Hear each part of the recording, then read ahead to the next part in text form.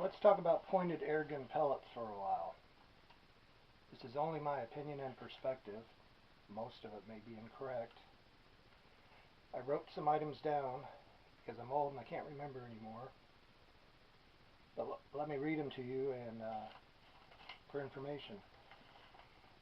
So pointed airgun pellets for hunting were largely developed in the early 20th century. In 1902, RWS developed pointed lead cylinders for air guns. I'm kind of going to stick with the 1902 time frame because I think that's important. In 1902, the average velocity for a German air rifle was typically between 450 and 500 feet per second.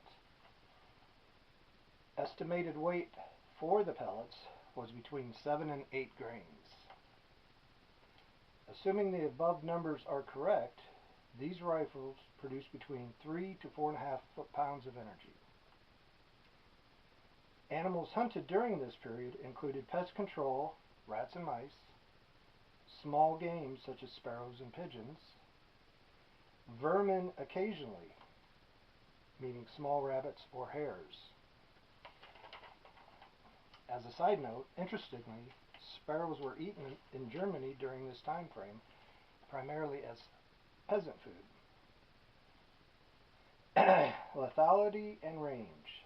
At the typical velocity of 450 to 500 feet per second, a .177 caliber retained enough energy to humanely dispatch small pests, like rats or sparrows, within 22 yards. Beyond this distance, the lightweight lead pellets lost velocity rapidly due to poor aerodynamics, often resulting in non-lethal wounds.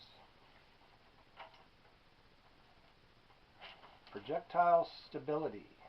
The pointed lead cylinders introduced by RWS in 1902 were designed to improve penetration at short ranges, but they were less stable in flight than the Diablo-style pellets invented later in 1921.